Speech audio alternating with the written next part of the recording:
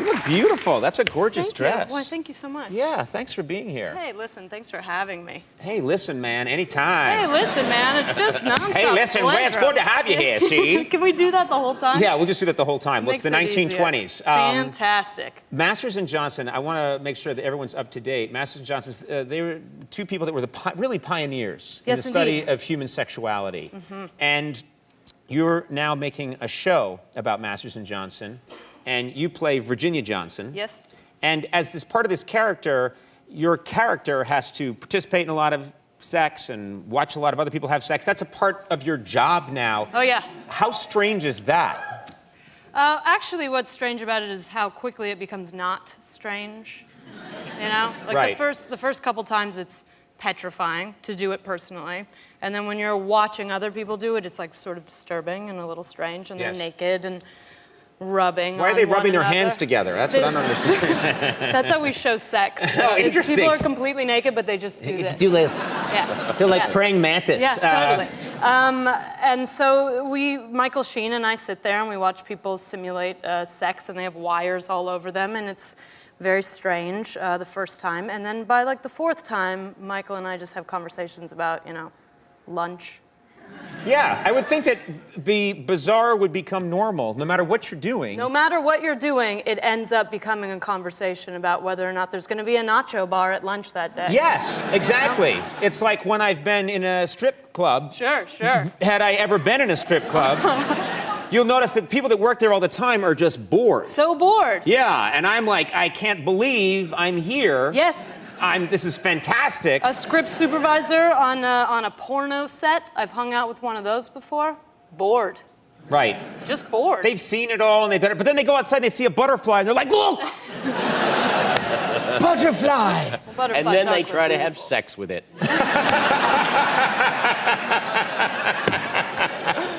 Now, Masters, he'll say crazy things. You'll see. Yeah. Now, you've worked on the show, you work with a lot of extras. A lot of people come in, and so you're working with, it's one thing to know your castmates well, but it's another thing when someone's coming in to shoot an episode and you don't know them as well. It's much more awkward for them to come in when you don't even have a speaking part and you just have to take off your clothes and, well, masturbate, you know, in front of strangers. Michael Sheen, myself. Right. And what I've learned is that everybody masturbates really differently. It's sort of beautiful. One would assume... It's like there's no two snowflakes that are alike. It's exactly right, Conan. That is exactly correct.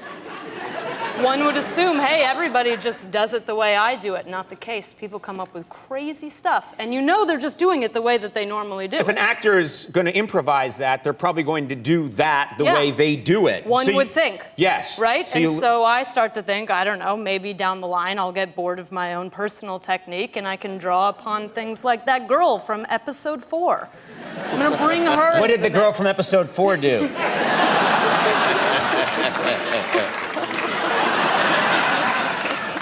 I gotta know.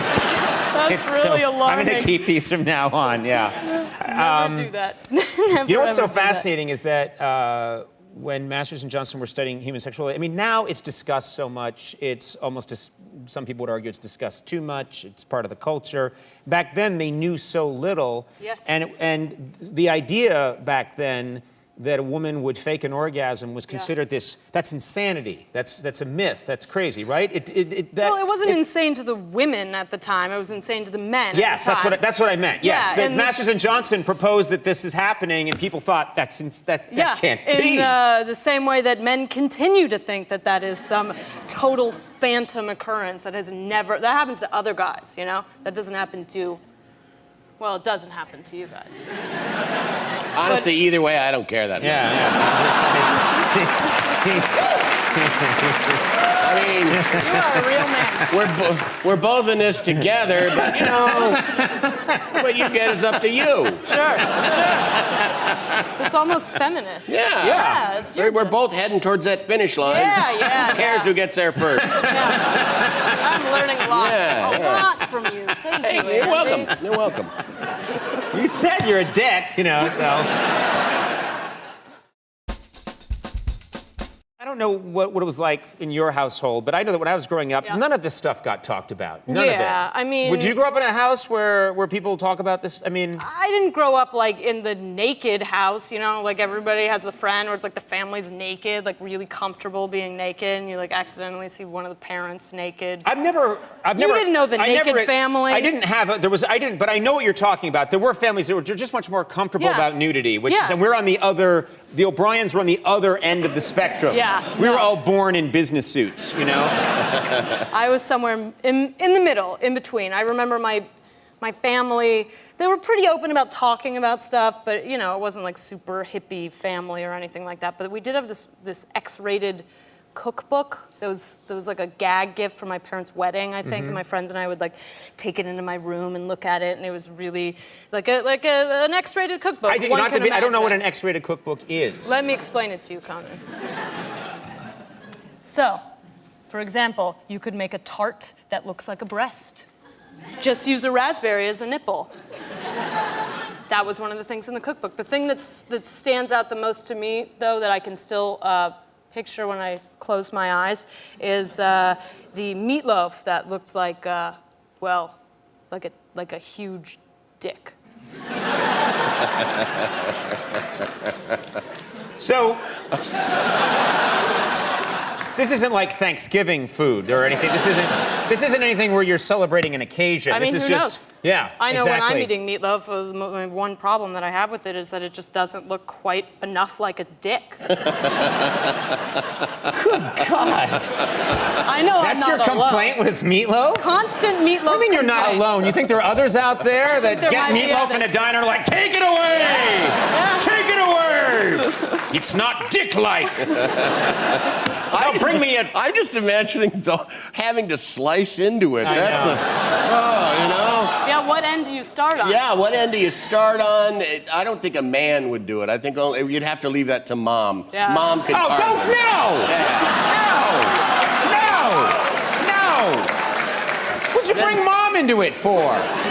Somebody's got to cut the meatloaf. That's Okay. exactly right. I apologize on behalf of my show. Yeah, I'm very offended. You have to come. You have to come back. You're really fun to talk to. Conan, thank you. Yeah, please come back. You're great. You just wrapped last week. Are you able to relax at all now? Just be, no.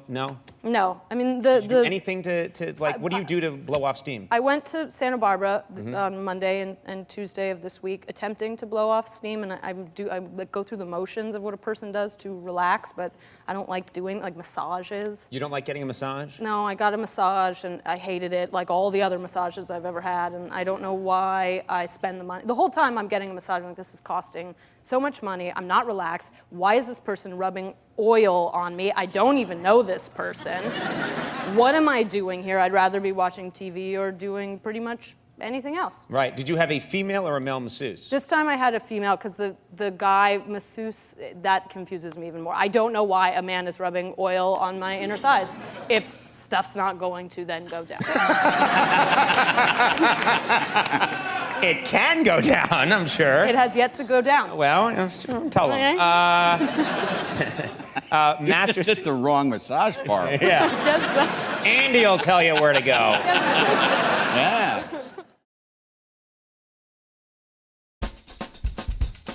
After 2 seasons now, do you get desensitized? Do you have these intimate scenes? Does it get to a point where people in the cast not having clothes or being in different situations, it just is like, oh, right, this is just another work day? Absolutely. It doesn't feel like, I think when you watch our show, it may seem like, oh, what a fun orgy they're having every day, just an orgy-like atmosphere. It's not. It's like an orgy that has maybe gone on too long and everybody's tired.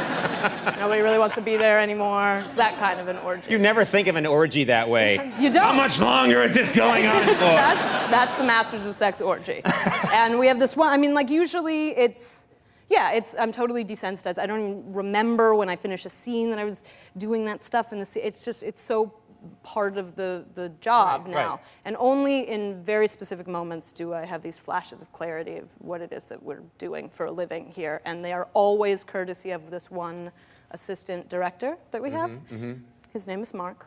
He's a very thorough assistant director. He has this very deep voice, and he likes to set up the scene so everybody knows exactly what's happening and keeps the set very professional and everything's above board. And he'll tell you the length of the scene, the line we're starting in, and then we'll go into shooting it. So most recently, the one that made me laugh was when Mark said, "Okay, everybody, it's a 2-minute long scene. Everybody needs to settle in, very quiet. Please, no walking around. We are going to take it from Michael's line, as I put my finger inside of you."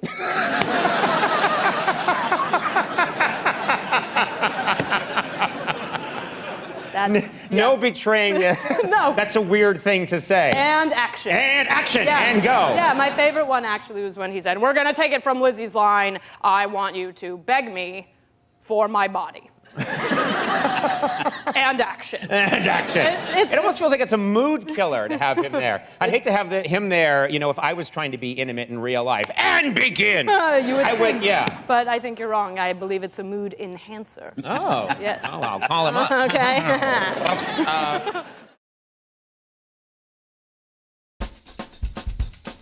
You have so many intimate scenes on the show with Michael Sheen, who was here not too long ago. Yes, he was. And I'm just curious, you're professionals, you're actors, but the first time that you do that, isn't that a nerve-wracking experience? Yes. I mean, was it for you too?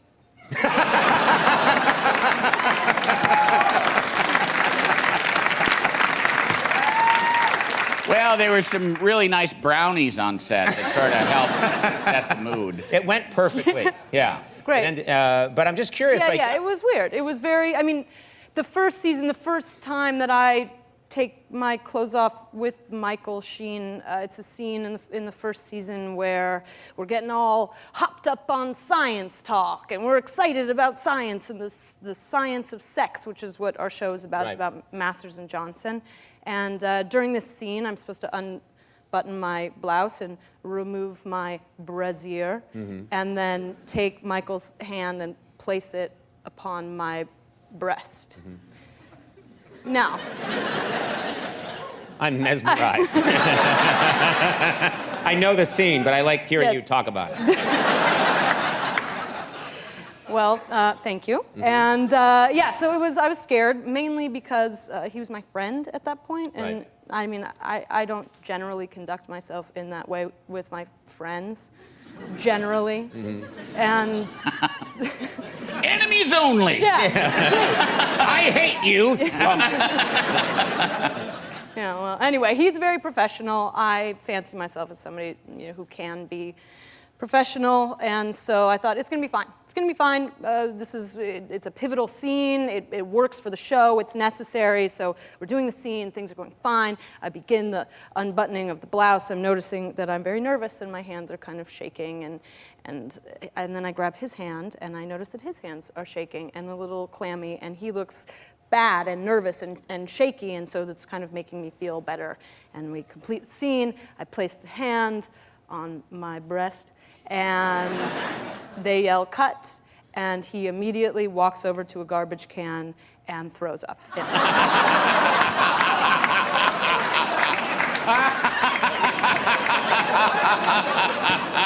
Oh my God! Yes, and what's going on there? Well, I later found out that he had food poisoning, but in the moment, there's no way to digest that in a reasonable way. You didn't know that. I thought it was a direct cause and effect. My whole self-confidence plummeted to the ground, and I realized that I'm a monster, and anybody who touches me will immediately start vomiting, and that's just the way it's going to be.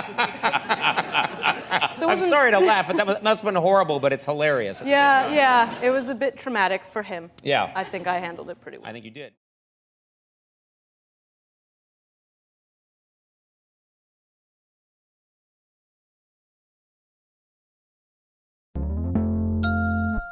Your Masters of Sex co-star, Michael Sheen, love that guy. Do you? I do love him.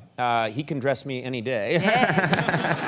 Wow. Anyway, he was here on the show, and he said, lovely guy, very witty, and he was talking about your friendship, and he said that he gave you a sausage maker for your birthday, and I thought, is that one of those stories that he made up because it was a great story about how he gave you a sausage maker, and I thought maybe that he just said that because he was on a talk show, or did he really do that? Did Bruce, your dresser, ever get you a sausage maker? In a way. Yeah, right? No, I This is so stupid. No, he did not. Well, maybe this year Christmas is Yeah. right around the corner. You never know. Yes, I enjoy a sausage, a tubed meat of any kind. It's sort of my favorite food, and so Michael one year bought me a beautiful sausage maker so I can grind my own meats. I wouldn't. Okay, but I wouldn't even know like how. Got it. That's all you have to know. All you do is crank it, but I wouldn't even know what goes You in. can put anything in it. Apparently you can. Yeah, anything you want, you can turn into a sausage. Have you made your own sausages? No, it's disgusting. Now I feel better. That just seems like a weird, but you really do. Like, it's well known that you enjoy sausages. Yes, in fact, this year on my birthday, Michael Sheen got me a singing telegram of people dressed in lederhosen to present me with sausages. What? Yeah, it's really easy. It's nice when you know what the person likes. You Right. know?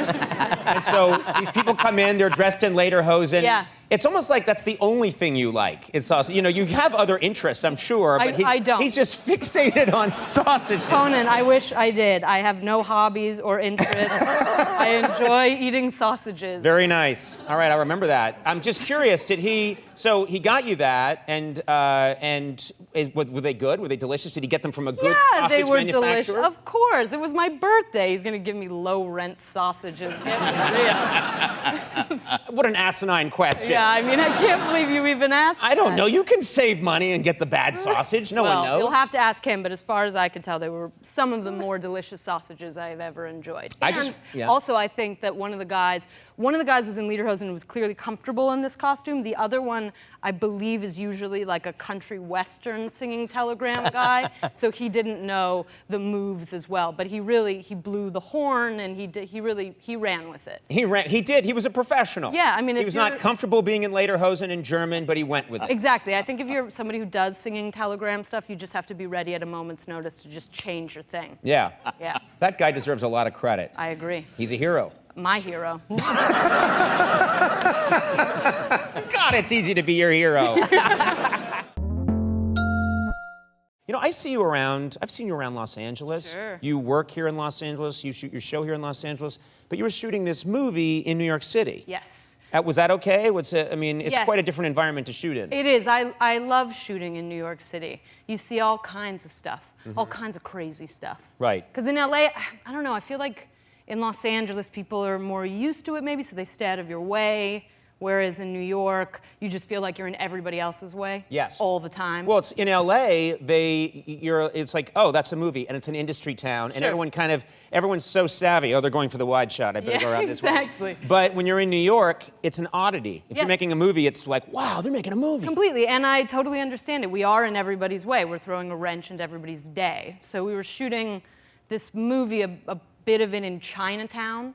So I was in Chinatown, waiting around, a bit bored, because you're always bored when you're shooting a movie and you're always waiting around doing nothing. So I was on the phone, and all of a sudden I hear this guy like screaming at me in Mandarin or Cantonese. I don't know. I don't speak either of those You really languages. should know the difference. I should know. I do How know. insensitive of you not to know the difference between I Cantonese should and have known, Mandarin. but Yeah. I do know that the man was definitely Chinese, and it was not English Yeah. when he was yelling at And me. he's yelling at you. Why was he yelling at you? Well, I wasn't sure at first, so I began yelling back, as one does. Yeah. And then I realized that he was yelling at me based on his hand gestures because I was standing in the doorway of his restaurant, loitering. Yes. Not cool. Right. So I apologized. I backed off. I went to my trailer. About an hour later, still waiting around, still doing nothing, but this time I'm kind of staying close to home so I don't piss anybody else off. Yeah. And I see this guy, the same guy, the yelling guy, in this park across the street from where my trailer is. Right. And he's with his friends, and they're having a nice time. They're all giggling. He clearly likes these people way more than he liked me. And he's with his friends. He's hanging in the park. yeah, It's he's all having good. a nice time. We're in Chinatown, but it was also the summer, very hot, very muggy, very smelly. and Garbage Day. Yeah. Again, in Chinatown. Sure. So the streets are littered with big garbage bags full of what I assume is old Chinese food, just baking in the sun. Sure. Which is the other thing that I kind of marvel about in New York, which are the rats. The size and the population of the rats. Yeah, you almost get used to it. I lived in New York a long time, and you just see these massive rats. I do not get used to it. They come right at you. They come right at you. It's like the natural order is all screwed up. You have to avoid the rats instead of the rats avoiding you. So out of the corner of my eye, I see the biggest rat I've ever, bigger than you, Aziz. Wow, that's a big rat. Huge. A massive rat! Yeah, the biggest rat you've ever seen, and it runs right towards this guy who was yelling at me. And it doesn't stop or change directions. It runs up. What? Up the man. The man who was yelling at you, it ran up his chest? To his chest and by his face. And he's trying to get rid of the rat, and he finally launches it off of him. It was like a waking nightmare. It was horrible. It went like for his throat.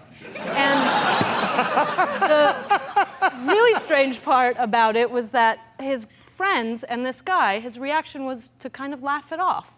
Like it was no big deal. Like it was a pretty positive reaction to this. He shoves the rat away, and then they go right back to chatting. That was some rat that attacked my throat. Exactly. And this is the guy that screamed at me for standing in his doorway.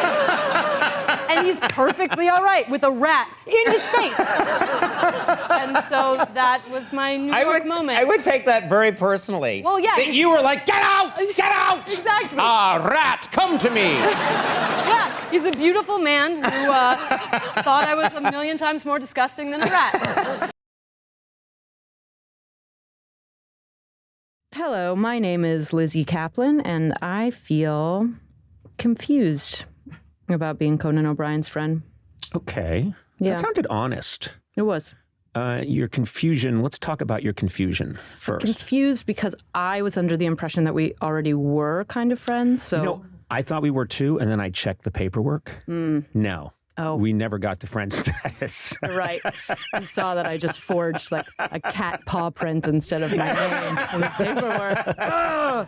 Well, yes, we should disclose that we have been friendly for a number of years. Friendly. And, yeah, very friendly, I think. And I have dined recently with you and your just incredible husband, who enrages me with his talent and good looks. Yeah, he's both those things. Yes, and he can tell too. Yeah. He feels pity for me. Yeah, oh yeah.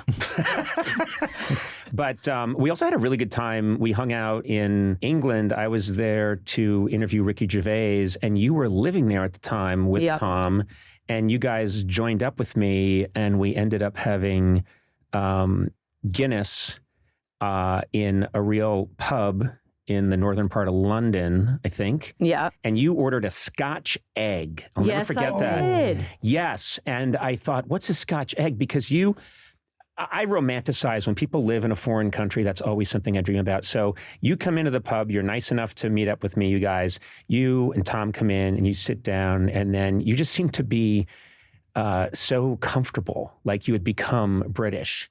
And you ordered a Scotch egg, which I didn't even know what a Scotch egg. Do you know what it is? Yeah, isn't an egg wrapped in sausage and then fried? That's correct. Oh, yeah. Yeah, I've had a Scotch quail's egg before. Oh, dainty.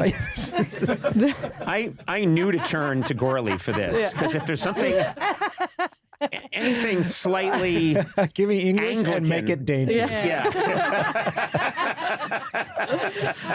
Yeah. I can tell that you romanticized it because you just called it like a real pub. It's just more of a real pub.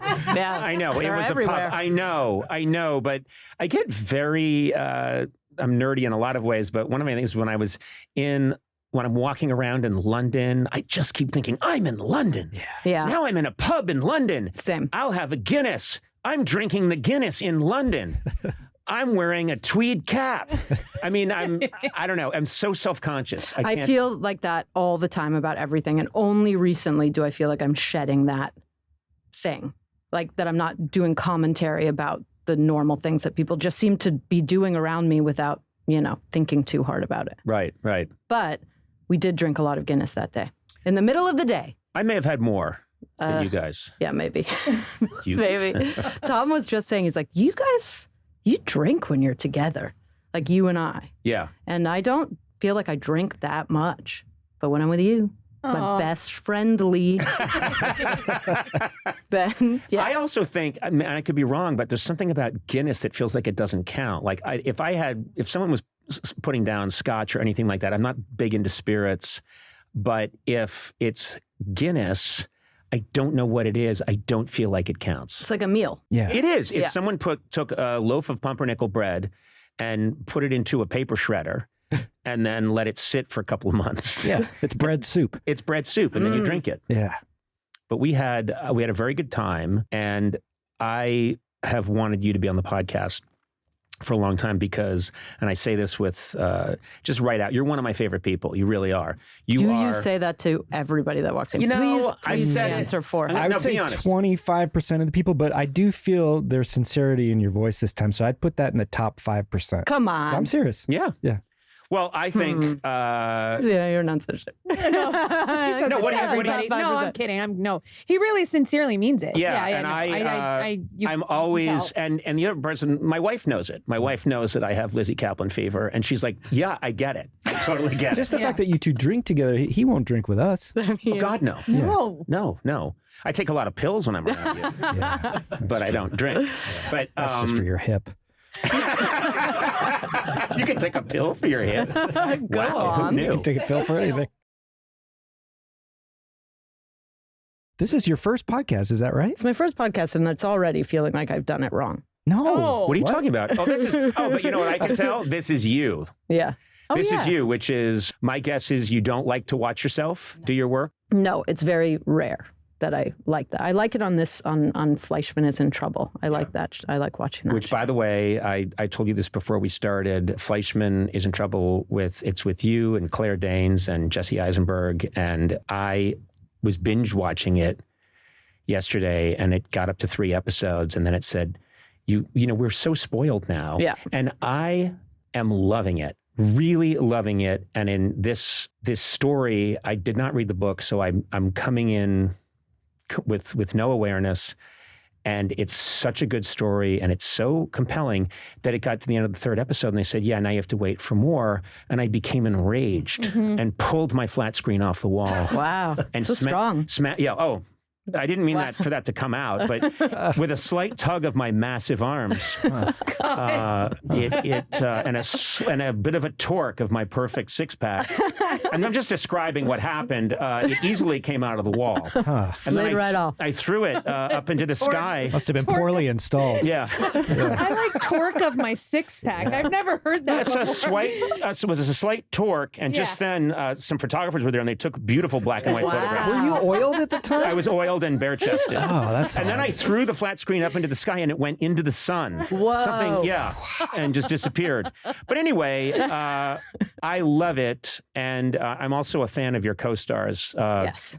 Claire Danes is a lovely person, and obviously very talented. Jesse Eisenberg,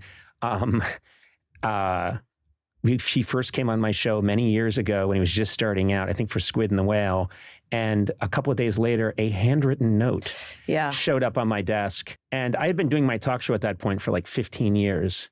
And this handwritten note shows up. That's adorable. And from this very nice boy wrote me a beautiful letter thanking me for having him on the show. That's so nice. And he had me. He's like, that guy had me. And then a couple of other times I've received a nice Jesse Eisenberg. So Jesse, if you're out there, I need another letter soon. He is a sweet boy. He's a really sweet guy. And now he's a sweet man. 40 years old. Well, according to Wikipedia, he's 67. Oh, damn. He is the best guy. I love him. Just take it easy. No, he is the best, the funniest. Just like a guy in the public eye. Have you seen him rip a TV off a wall? It's bare-chested and oiled? Unparalleled. Yeah, I'd like to see Jesse do that. Yeah. I guess if the walls were made of oatmeal, it would come right off. Yay. What a weird insult. Hey, Jesse, if you're listening, if you had to rip a flat screen off a wall, the wall would have to be made of oatmeal. It's going to write you a letter about that. We'll be right back with more insults no one's ever said in the history of mankind. I'm curious because I have not talked to you about this, but to me, you are a very natural talent, and it makes me feel like you must have known you wanted to do this at an early age, but that was not the case. You had other dreams, other schemes. I mean, now looking back, yes, I was very young when I decided this, but at the time it didn't, because again, grew up in LA, did not have these dreams of actress work. I'm not even going to say stardom. So like being a working actor, didn't think about it. And then, yeah, I went to a performing arts high school and I played the piano. Mm-hmm. And I used to be pretty good at the piano, but I was never going to be like a pianist. Right? Let's just watch the language. Okay, it's all right. And then so I quit the piano, and then I needed an elective to stay in the academy. And so I just said, I'll do acting because I don't know how to sing or dance or play the saxophone. So I did that. And then now I do this for a living. Did you feel like Freaks and Geeks was the first moment where you felt like, oh, this is gelling, or were there experiences before Freaks and Geeks? That was my first experience. That was the first thing you hadn't done like a commercial? Nothing. Okay. My first thing was one line on Freaks and Geeks opposite Ben Foster, who was amazing in the show. Like everybody in that show was amazing. Yeah. And I had to go through, like periodically I have to go through this big box of old photos, usually like for set decoration for whatever I'm working on. They always want to, like put your own family photos and photos of you when you're a little kid up. So I go through this box and I found this photo that I hadn't seen forever. And it was the day that I had done this job, this Freaks and Geeks, one day of work, first day ever. And I remember this moment. I remember sitting there like talking to my dad and his girlfriend and being like, it was so crazy. There was somebody, so I'd never even been on a set. And it's like, you stand on this thing, it's like a piece of paper or a tape, and they call it a mark. And I was eating a banana, and then it was time for us to shoot the thing. And somebody came and just held my banana for me, and then like gave it back to me. And then somebody else did that with my jacket. And it was like, it blew, every part of it completely blew my mind. And now I'm just jaded as hell. Yeah. I'm like, why am I holding my own fucking banana? Where's our banana holder? It's really... Lizzy's locked herself in her trailer. She won't come out. Where's my fucking banana holder? Fucking ringling circles you running here. It's sweet that you say that, because I am still very in touch with when I first got started. And again, this is, you were a baby when this happened, but my writing partner, Greg Daniels, and I came out to LA, and we had our first job right out of college working on a show on HBO called Not Necessarily the News. And they showed us where our desks were going to be. Like, here's where you work. You'll have we had desks that faced each other like bankers. And you're going to sit in this room and pump out, just write gags on these typewriters. I'm sorry, what year was this? 1985. This is September 1985. And yeah, it's typewriters. That's crazy. And so the first thing they showed us our office, and they said, oh, and by the way, this here is the snack room. So, and it was a room that was just, had like, popcorn, potato chips, sodas, cookies, junk food. Snacks? Snacks. Yeah. Could you actually list a few more snacks? I'm not...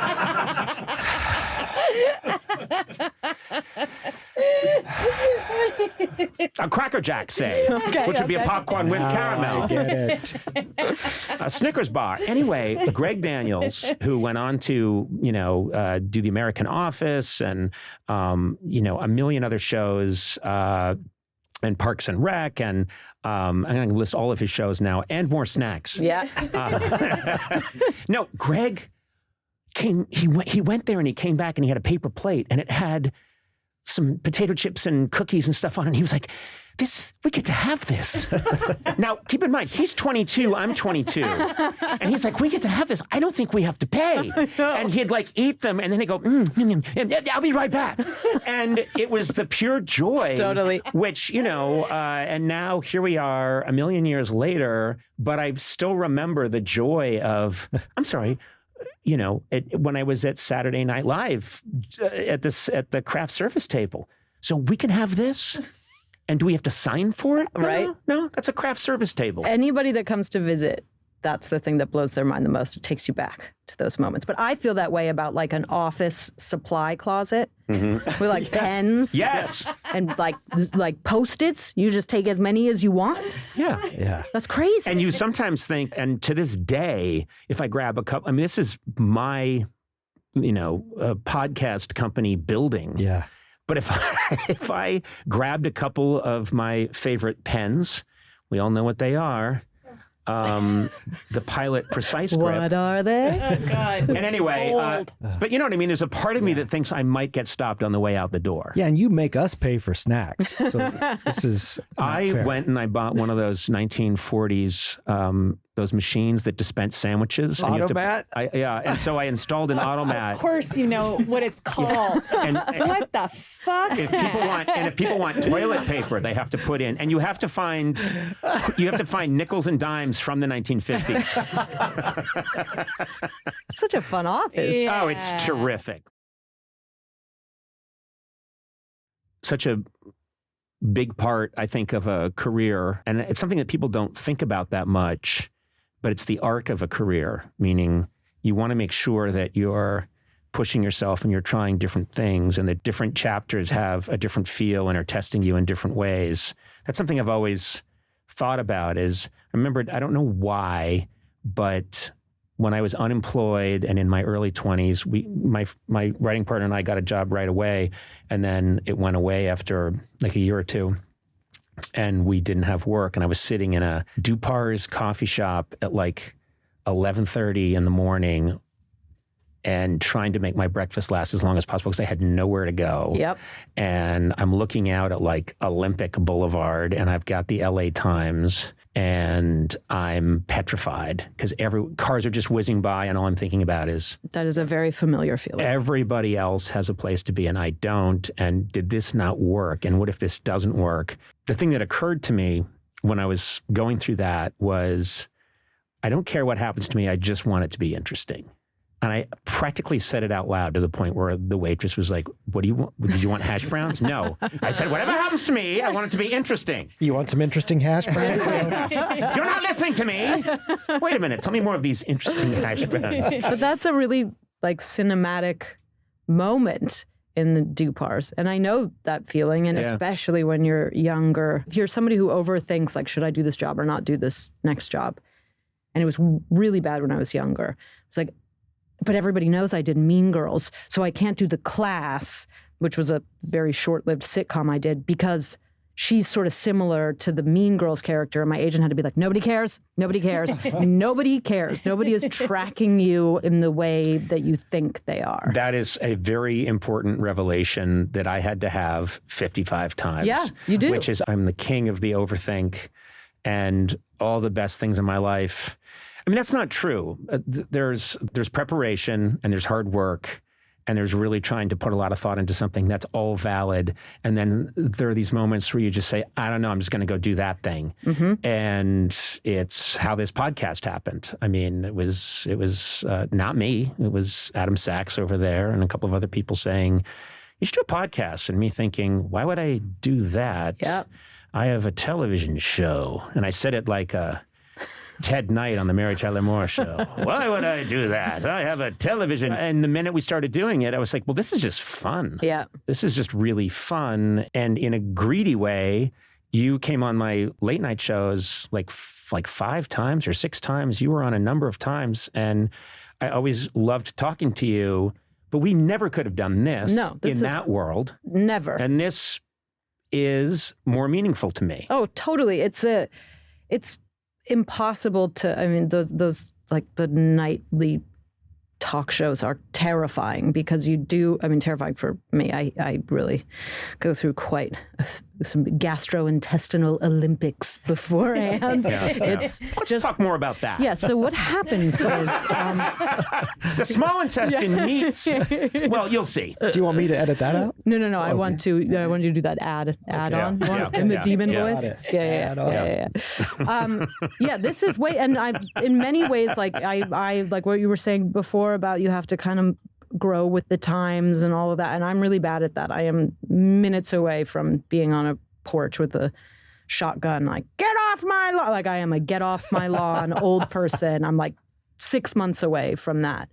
And I think most of the internet stuff is horrible and I hate it. And I keep waiting for everybody to realize it was a bad idea and we should go back to how things were before. Yeah. But podcasts are like one of the only exceptions. Right. Because this is better. Like, why wouldn't you want to actually talk to a human? Yeah. And do it in a way, I mean, obviously getting to the time that my wife and I and you and Tom, we got to hang out together and have dinner recently with our good friend, Amy Littman, Robin Flender. Shout out to them. The best. Because if my friend Amy Littman finds out that I had a podcast with you, I know, she'll be mad. Her name did not come up, Amy Littman. Amy Littman. Amy Littman. I feel like we should talk about Amy Littman. She's great. She's a genius. She was one of the main creative forces behind Masters of Sex. Yes, that's where I met her. She wrote the episode that I'm the most proud of, Masters of Sex. This episode called The Fight. Oh, I know this one. Yes, she's next level, Amy Littman. Yeah. I've known her since my sophomore year of college. That's crazy. And she'll maybe get mad at me for telling this story, but I ran the Lampoon when I was there, the comedy magazine, and we were in this building, and we would have these crazy parties every couple of weeks. And I did not drink at all the whole time I was in college. Oh, boy. And it was an organization pretty much of borderline alcoholics. But why didn't you? Because you were focused on the... Yeah, it was really, well, also I come from a family that just, there was a ingrained terror of alcoholism, right, which is earned in my family and any probably Irish Catholic family. The way that my people handled it going back several generations was no alcohol. Absolutely none. So I grew up in a completely dry house, never touched anything, and it never even occurred to me in college, like, well, no, I'm not going to do that. I would be in charge of this place where people are drinking massive amounts of beer, wine, anything you can imagine, spirits, and then there's a nitrous tank somewhere, and I'm supposed to be in charge, but I'm... Nitrous tank. Yeah, I know, it was ridiculous. I thought, were the days. Yeah, I was like, is someone going to do some welding? No, you idiot. We're going to suck on this until we almost die. Oh, no. But anyway, we'd have these parties, and this, it was hilarious because right across the street in Adam's house on the first floor in a window was a friend of mine who was there who would always call the cops because it was too loud because she was working on her writing. Oh. And so it was Amy. Brother. No. Yes, Amy. it was Amy. She would call the cops. Now listen, to be fair, it wasn't the Cambridge cops. It was the Harvard police, which is, and so they would just come by and they knew me. So like ding dong, and people would be like, whatever soft cell would be playing upstairs. Tainted love, and I said, bam, bam, get away, and I want to, bam, bam, get away. And ding dong, and I would go downstairs and open the door, and they'd be like, hey, Conan. I'd be like, hey, guys, too loud, huh? And he went, yeah, we got a call. All right, well, fellas, I'm really sorry. I'll make sure we turn it down. And then I would cross the street, and Amy would be there at her window, and it was so nice because it was nothing antagonistic about it at all. She'd be at her typewriter, working away, brilliant writer, even then, and I would walk up, and because her window was practically at face level, I would just walk up to the window and go like, hey, Amy, and she'd be like, hey, Conan, and I'd be like, too loud, huh? And she went, yeah, had to call. That's all right. Hey, what you working on? We would just sit there and chat. Why didn't she call you? Why didn't she just come first of all, over and say, Conan? Because she's not going to, she's working. First of all, I'm actually on her side on this one. I know, you clearly are. Well, I am not on the nerd side at all. I mean, nerd alert. No. Jeez. She, there's no cell phones back then, and there's no calling the castle. That would be like, calling the Playboy Mansion during an orgy, No one's going to pick up the phone. Hey, Telly Savalas, put your pants on and go get the phone. You got it, baby. You got it, baby. Hey, Adrienne Barbeau, put on a bra and go get that phone. Not one big enough. I've tried 30 bras and they're all too small. I'm not getting that phone. So yeah, I'm on her side with this one. But anyway. That's crazy. It's a really funny story, but it was a little bit bit like there's that old cartoon, that old Warner Brothers cartoon of the sheepdog and the coyote who are... Ralph and Sam. Ralph and Sam, and they're arch enemies, but then the whistle blows. They're each trying to kill each other, and then there's a whistle blows, and they're like, that's it for the day, and they both check out. And that was Amy and I in college. But did the other people who were having fun at the party... we were going to get shut down anyway. Someone was going to call. It just always happened to be Amy. Wow. No, this never ends with a lifelong friendship. Get away, and I've got to. That was probably the volume level too. And she's like, turn it down. I can almost hear it. Did a part of you want the party to end too? Sounds like it kind of feels like you were hoping someone would call so that you can get back to work. I think I called. You know what? There's a good chance. There's a good chance it will later come out that I called Amy. Call was coming from inside. Call the Harvard cops. Can you please call the Harvard cops? If I hear soft cell one more time, Conan, I'm gonna working. Kill myself. I'm trying to work. It doesn't bother me. I can't hear it. You can dance if you want to. You can leave your friends behind, because your friends can't dance. And I swear to God, that music. It's really hard to be romantic about that music now. Like if there's ever the Conan O'Brien story, and they show a scene of a. Oh my God! I'll be played by Eddie Redmayne. And it's like me, 1983, the castle, the Harvard Lampoon Castle in Cambridge. Bum, bum, get away, and I've got to. I'd watch it. I'd watch it too. The lowest grossing movie of all time. I don't know. You're Conan O'Brien story. Well, you did cast Eddie Redmayne as an 18-year-old boy. That was your first problem. That guy can do it all. He could do it. He could do it. If anybody can do it, Redmayne. Also, usually the person who doesn't like experiment at all in high school, you in this story, goes crazy in college, but you kept it. I did not. You kept it tight. Some would say I waited. We're still until waiting. I met you. Yes. And the minute I met you, I was like, okay, I'm going to have 9 Guinness in this real pub. Ye old. It was ye old. I don't remember. Do you remember the name of the pub? The something and the something, you know. It's always the cribble and the jabble. Yeah, the slides and the t-shirts. I know that you did all these different projects. Then Mean Girls comes along. Yes, and there was a lot of, because there was a lot that happened before Mean Girls. You were known. Ish. Definitely like Freaks and Geeks, while it was like a mind-blowing experience just because it was also new, I didn't like feel connected to anything. It was just all overwhelming. Right. It wasn't fun. It was just like, I can't believe I'm doing this. Yeah. And I did a few episodes of it, and every episode felt like that. And then sometimes I think like that some actors only have that experience. Like they only have, people were sort of nice and it was fine, but I didn't like bond with anybody, and I didn't become like homies with the makeup. Like they don't have the full experience. Well, what I consider to be the full experience. And I think it would be a really bad job if you only got that version of it. Right.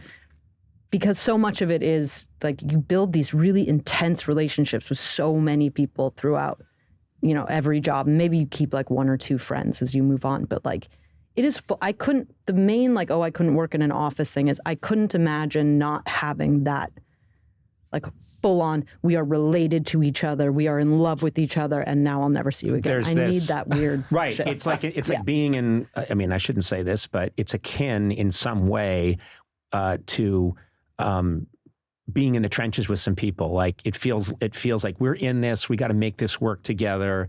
And then these bonds form. And it is silly because I realize I'm describing making television shows and making sketch comedy, or in your case, you know, making movies and making TV shows. But it is similar when the greatest part of it is we're all in this together. This show is in half an hour. We got to do this. We're scared, but we're also excited. And you go through that for a number of years. And when I see writers and people I've worked with over the years in the 90s and 2000s and all, and I get emotional. I know. Because I think you were there with me. We went through some crazy stuff. Yeah. It still feels that way. Totally. And it's like a lot of the fires that you're putting out, let's say, right before going on and doing your show, like it's something that you can't really fully explain to anybody else who isn't there, who isn't like boots on the ground. Yep. And so it bonds you. And then like the abrupt goodbye. It took me, guess that's the one difference is like you did the same show forever. You stuck around with these people. But for me, it was like you have these experiences and then you really do like depart this family. And I don't know a single actor, certainly not any that I'm friends with, that don't have like severe abandonment issues. And like we just go and do this to ourselves all the time.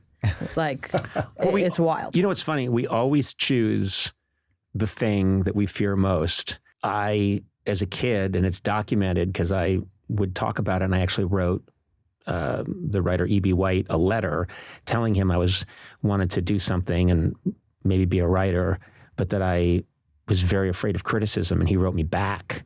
And this is in 1980, so what am I, like 16 years old? And I know that my nightmare was, what's the thing I care about the most? Being funny. What would terrify me the most? To be up in front of people trying to be funny and have it not work. I would rather be burned with acid than have that happen. What did I choose to do? Yeah. Yeah, but isn't that impressive that you did that with your life? Like you faced the thing that scared you. And yeah, you always have to like put it in context. Like, no, it's not as impressive as like X, Y, and Z. We're just entertainers. We're pieces of shit. Exactly. Don't worry. We hate ourselves. Like we suck. But it is like, we're like facing the thing that's scary. So you said, and do you think this is something that is true of you and other actors is abandonment issues? Yeah. That's been my experience for sure. Right. And then... Is it something you had your whole life? Yes. I know my mom died and that's when it happened. And you were quite young, I think. 13, yeah. Yeah, damn. But then like you see all these, and I think it was especially painful at the beginning because when you're doing, especially like young people, high school things, for example, when I did a bunch of those, there's this whole social element to it. I'm very happy to have graduated from this, to be honest. I aged out of it. Because it used to be like, okay, we're in Canada for 2 months and we're going to work together, but we're also going to be best friends and we have to go out every single night together. And if you don't go out, then you're left out. And it's like this whole social element to it, which is exhausting. And then you're convinced you're going to be best friends forever. And you never are. Like you put those relationships, you like put them in the real world and they fizzle and die, except for like maybe one or two. Mm-hmm. And the same thing with like romantic relationships. Like this is true love. You have to like learn that a few times. I think that's a pretty universal thing. Like then as soon as you're like not living in a hotel room with like nothing, no responsibilities whatsoever. No distractions, nothing. But the people I know who still hold on to that, and there are very few now that we're grown-ups and people have families and stuff, but like it's never going to be the same. You accept that it's never going to be the same. It was interesting with Fleischman because Taffy, who wrote the book and the show, it was her first experience doing a television show. And she's experiencing all of that for the first time. Like on the last day of work, like how emotional that was, last day of shooting.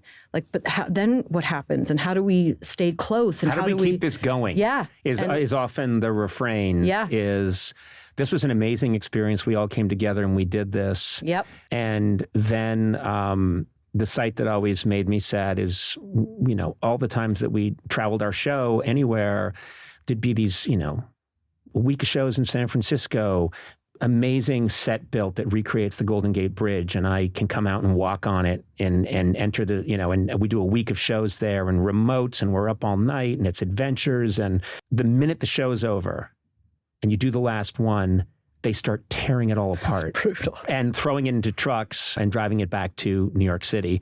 And that happened, I saw that happen like 25 times with different shows that we traveled to different parts of the country. And I was bereft. I was in shock. Like, no, we just like touched the face of God, just had this amazing experience together, and then it's just done. So I know what you're talking about. It's a horrible feeling, but you do get used to it. It's like a callus forms. And so for Taffy, seeing it with her for the first time, and I just had to be like, it's not going to continue. This is it. Like, as bad as it feels now, it's not going to feel better. You're just going to maybe have another fun experience, hopefully in the future, but like, this is dead and over. Like, there's nothing that I can say to you other than the truth, which is like, it feels bad. But most of us have been doing this for so long, we're used to the feeling. And so couldn't you lie to her just a little bit? No. No. Like, this is it. You've peaked. Sorry. How is Taffy now? Is she okay? Yeah, but there's still, I mean, we're still in it, you know, like, especially with this rollout, like the old school week by week episodes coming out. It's still happening, but not for much longer. You know, for a few more weeks, then I'll call her and be like, now it's really over. So it sucks. Like, I do feel for her. And the premiere was in New York, and for many reasons, it was such a celebration. Like, it felt the first time, like truly post-pandemic. Like, it was in Carnegie Hall and at Tavern on the Green, and I hadn't been to a big premiere in so long. And she kept saying, like, it's like my bat mitzvah. And it really was the happiest night of her life. And it was so fun. It was genuinely fun. And those premiere parties are never fun. Like, they're always just kind of work. And I'm always in her ear like, they're never fun like this, you know? It's probably never going to be fun like this again. The whole time on It's good to have you around. You're all right. I like it. I know. What do you like on the holidays? Right. This is probably our last Christmas as a family. The tree was a pagan symbol. But it is, Fleischman was one of those lucky things where, like, everybody in the cast was nice. Everybody came, like, very prepared. All these things that don't happen every time. Everybody bonded. It really felt like a family, and everybody says that, and it rarely actually feels like a family. But this did, to the point where Taffy gave a speech at the premiere, and she said she thanked her sons and her husband, Claude, at the end. And everybody, I mean, the thunderous applause for Claude, because everybody in that room knew, like, we took your wife away and you had to hold it down. And, like, the first time you do a show, I can't imagine anything crazier. And everybody knew Claude, and everybody knew how he stepped up in the greatest way. And everybody, it felt like genuinely, like, the warmth in the room for this show. I have never experienced anything like that. And I think it is because of Taffy coming in all green and bright-eyed and like, this is amazing. And it's nice to have somebody remind you, like, oh, actually, this is amazing. Yeah, it is my experience. I saw it at SNL when I'd been there for a while and was really still blown away by it. But I'll never forget when Adam Sandler showed up for the first time as a kid. All he kept doing was coming by and going like, oh, this is the best. This is the best. Oh my God, did you know? And again, that same kind of thing, like, these snacks are free. And I thought, I've always been drawn to that energy. I love that energy because I think the biggest challenge, and I'm not just talking about show business, I mean in any career, the biggest challenge is, how do I stay young?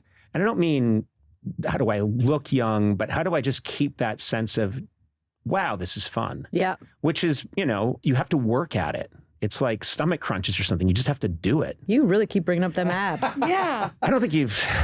We get it. Let's see them. Wonderful abs. There we go. Slurp, slurp, blurp, blarp. The sound blarp isn't heard much, but when I take my shirt off, you'll hear 3 blarps as different chunks of abdominal fat settle down by my ass. Oh, wow. Oh, come on. Oh, wow. Ladies out there, you getting hot? How does your abdominal fat get to your ass? Yeah. It falls. Yeah. So it's back abdominal? It's like pendulum swings back. Thank you. Betwixt the legs. Thank you. Oh, yeah. whoa. Thank I you. know. It happens. Lizzy saw me come out of the ocean, and she saw it happen. So it's like you're like swing dancing with your body fat. That's a beautiful way to think about it. I think we're like good. that Berlin film Swing Dance, which is all about people. German, what an improbable film. I think it takes place like during World War II and there are Nazis, but Germans are swing dancing. You're like, no. Yeah. You're impressive swing dancers, but maybe oppose this regime. Swing Kids. Swing Kids. Yeah, I remember that movie. Oh, I remember that. Actually, the reference I got. Yeah, and then in the end, Hitler's driving by in a Mercedes-Benz, and he hears the swing music, and he goes in and he sees them all, and he decides to be a better person. Oh, that's nice. Yeah. Dance. God bless dance. Yeah. It'll save us all. It will. I was going to ask you, because I brought up Mean Girls, this was something that is, I think, kind of important to your story, which is you played this character who's now iconic, you know, Janice Ian. There was a while where you felt like you needed to now change the trajectory after that. Is that true? Yes, but that was, honestly, it was such a different time. Yeah. It also feels, it's so strange. It almost feels like Mean Girls just came out like recently. For whatever reason, it's I've been talking to so many kids about Mean Girls. Like, and it came out so long ago now, and it's like it never really goes away, but it just feels like there's a weird resurgence. I think Mean Girls is one of those films. It's a bit, there's a bunch, not a bunch, they're few and far between, but it's like an L for something that's just going to keep getting rediscovered.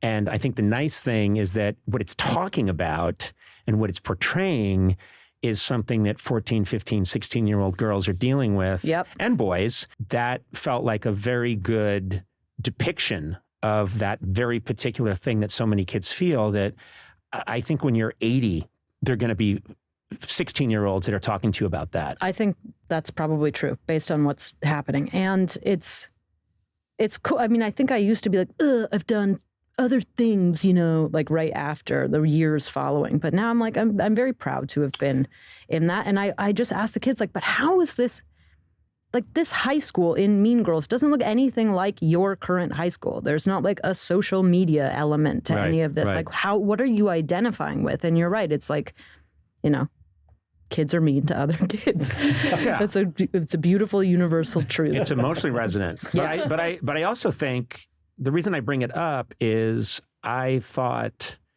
when you went to Masters of Sex, that was because you had really carved out this very enviable niche in comedy, and then you take this big turn, which was worked amazingly well. Yeah, I don't know how that happened. That took a lot of, I would think, that's, talk about a brave thing to do. I think that's a brave thing to do. Oh, I was like, I think it was braver for them, honestly, to hire me because I hadn't done anything dramatic. But your previous question, the Mean Girls thing, I did feel like pigeonholed and typecast, but it's not like that for girls playing like the weird best friend anymore. Like the weird best friend gets to be the central character now. Right. Now that's the star of the show. Yeah. And it certainly was not that way. So yes, I tried to do everything to like go against that. And I like, you know, got a spray tan and dyed my hair blonde and got on this WB show.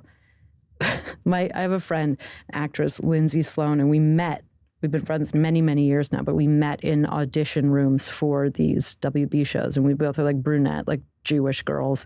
And we wanted to get T-shirts made that said, I am WB pretty. We'd always get these notes like, they're going in another direction. It was like blonde. We're like, I could buy a wig. Yeah. And like, I definitely did. I was like, I'm going to fool you into thinking, I guess I'm not Jewish or whatever was required. I'm Dutch and I'm from Malibu. I'm new here. Yeah. Then Masters of Sex, like that whole process was crazy. I think I only got that job because they weren't shockingly familiar with smash hit Party Down that like nobody in the world saw. So they just weren't aware, like the producers were not aware of me. And I just remember going out to drinks with them and just talking to them about how obsessed I was with this character. And then it was like the perfect time for me. I just really identified with her and what she was sort of doing and going through, this Virginia Johnson. And I had to do an audition, but the audition just in itself was amazing because they did like full hair and makeup. It was John Madden, the director, who's like an incredible director, like such a talent. And I did all the scenes. It was just the two of us in this room. We videotaped it, and not all the scenes. You know. And Wait a minute. Yeah, this older white man. It's like just you and me and a Where's the camera? No, trust me, there's a camera. Yeah. Well, I'm sorry. Yeah, I mean, as I realized now that that's what it sounded like. Yeah. And then it was over, and I remember leaving and feeling like even if I don't get this role, that was so incredible. Like I don't get to do auditions like this for these dramatic roles. And I didn't think I could do any of this. I didn't think I could like pull this off in any way. And then they called me and said that they wanted me to do it. And I was like, can I go celebrate? I haven't wanted to celebrate in a while, anything. And they were like, just hold off a minute. And then that minute took like months and months and months for me to actually get the part. And my agents were like, you need to take this other job. You need to do this other thing. And for whatever reason, I was like, no, I have to just, the possibility of getting to do this is better than anything else. It's more of a, real job. Right. Which I don't know if I'd have the balls to do that now, but I knew that like if I got to do that, it would really change things for me. And it did. I now can do both of those things. And I have so many comedic actress friends who are more than capable of doing amazing, heavy-hitting, dramatic roles. They just don't get the shot at it. Right. So that's just luck. I don't know how that happened. Well, now I want to find out why they were waiting so long. Yeah. Yeah. I mean, I did. There is, I know why. I know why. But you probably have to cut it out. Well, up to you. Maybe you could, disguise it in some way. Was there someone else in the mix? There was a co-star who was not thrilled with the idea of me doing it. Come on. Okay. Yes. Who was not Michael Sheen. It wasn't who ended up being the guy. Yeah, but I don't know any of the details of that at all. I just know that there was a lot of pushback. Oh, God. Do you want me to cut that out? Well, I don't know if anybody knows, Yeah, right? it doesn't matter. No. And I say we keep it in. And also, when I told you before the podcast that we would take stuff out. Yeah, you were lying. I was lying. Cool. Yeah. Sometimes we add stuff in. Yeah. Just be careful. There's going to be a voice that doesn't sound anything like yours. It says, it was Michael Sheen. Yeah. Hey, we're blowing up on the internet. Yeah, but it's not true. It wasn't Michael Sheen. I know. But fuck it. We're blowing up. Yeah, I don't think the Michael Sheen and Lizzy Caplan gossip is going to blow up the internet. Maybe in No, you don't Wales. understand. I mean, yeah, it was a weird thing and a weird story, but it ended up working out, and it ended up working out wonderfully because it was Michael Sheen. Thank God. I adore you. You're such a terrific comedic actress who can also do drama. You're so good at what you do, but also, and we won't get into specifics, but you are so smart about people. And you and I have had conversations where different people will come up or in the industry, whatever, and you are so incisive, not mean, just so incisive about human beings, what makes them tick, what you've noticed. And I always walk away and think like, this is an incredible person. That's so nice. No, it's true. I mean this 130%. I believe you. Yeah. And that's like, I don't think anybody's ever said that to me. And I think it's the greatest compliment I've ever received. And I'm not even being like flippant about it. That's a great thing to have somebody But it's think true. about I'm thinking specifically of different times people have come up and you'll say something and it's just, I feel like you have a bit of a superpower, not a bit of a, it is a superpower to be able to just see people for who they are in this business that's tricky. It's really tricky. And Thanks, Conan. Part of this journey of this podcast started with me just wanting to be very honest, if I could, talking to people who anyone else would envy and saying, yes, it is great. I am not complaining, but also it is very complicated. And there's a lot of strange people in this business. And there's a lot of our buttons get pushed. And I feel like that is something that you are aware of and you've handled it really well. I do feel like I've been sort of positioned in just geographically positioned well, meaning I'm from LA. I have these friends that I grew up with. There's probably like 10 to 15 of us who have been friends since we were little kids, like 5 years old. And none of them do this. And I don't have to get on a plane to go see this group of friends. They're here in the city that I live in most of the time. And so I think that's been helpful. Like they don't care. And they genuinely don't care, but like in a loving way. Whereas some people say that they don't care. Like, okay, so going back to what you're saying, because of Thanksgiving, right? Just happened. And I was talking to Tom, and it's almost like if you do this for a living, what we do, it's like a family disease. Like the way that, tell me if you agree with this. Okay. So I'm with my family who are amazing and wonderful, but a lot of family friends, different people kind of come in and you get a lot of like, I don't know if it comes from like, I'm going to prove to you that I'm not impressed that you're an actress, I don't care that you're an actress, so I'm going to say mean shit to you all the time. Yeah.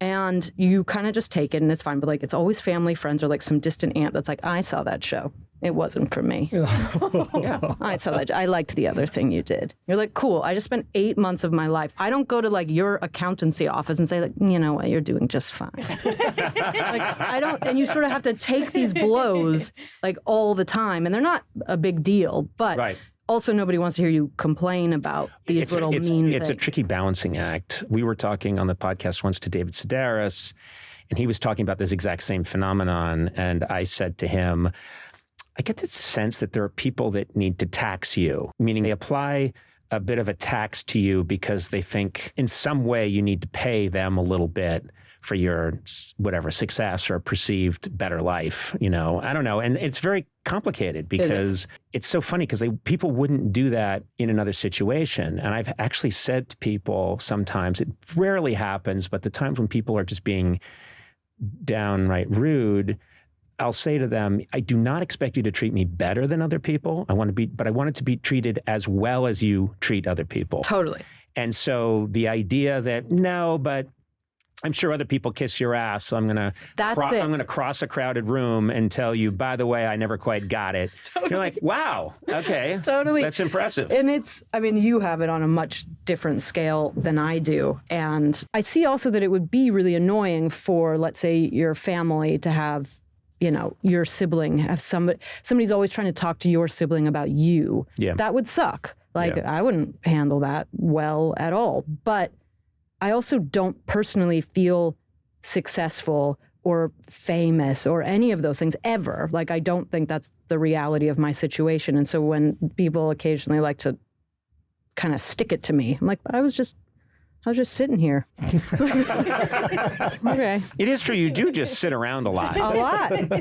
Most time when we got here. Every time I've bumped into Lizzy anywhere, she's just sitting. Yeah, I enjoy sitting like on a it. rock or sitting on a bench. Yeah. And I'm like, what are you doing? It's just sitting here. When you find a nice rock, you can pass up that opportunity. But yes, and then like the dirty little secret is like nobody wants to hear you complain. And, you shouldn't actually complain to many people about this. It's not a universal experience, but it is a weird thing where it becomes, and I see it with a lot of friends, or any like little bits of success I've had, you're like up to level of isolation.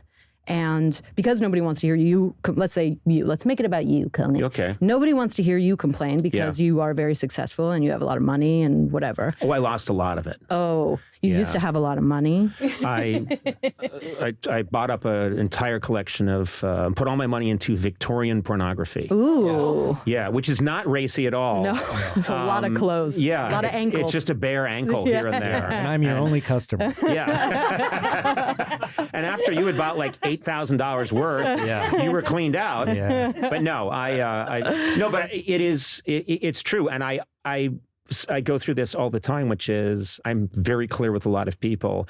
I chose my life. I've, had some ups and downs, but I'm the dictionary definition of very lucky in every way. My personal life, my work. I have absolutely nothing to complain about. And I would like that on my tombstone, which would be ironic because I'd be dead, which is a legitimate thing to complain about. It is. How about up until this point, I had nothing to complain about. That's good. Yeah, dot. Conan O'Brien, 1963, 2025.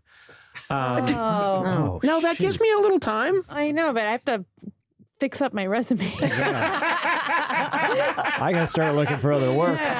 Come on, I know you guys are. Do you want to start a podcast? I would love to. Okay, I really like it here. We're free. Yeah, okay. we could just keep the same space. Yeah. Okay, cool. Just move from there to there. Trust me, everyone would be very happy with that.